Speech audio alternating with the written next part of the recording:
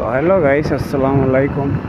তো আপনারা সারা বাল্লা আছেন না? আর আমিও তো মাতাম ভাই বাল্লা আছি মোটামুটি। আর গাইস আজকে তো আই গেছি বহুত ফাল্লা মোটামুটি কিতা কইতাম, এটা তো আর কইবার দোকান না, বুঝছো?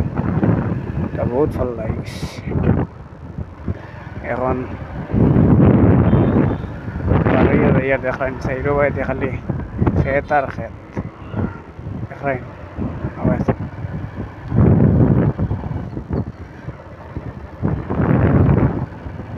দেখো লোকেশন দেখা যান না, কিটা দেখতাম আর ভাইয়া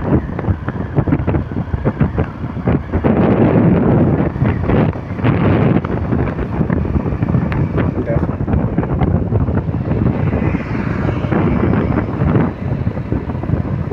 এটা জায়গাত রইতে কত যেন আরাম হইব। এটা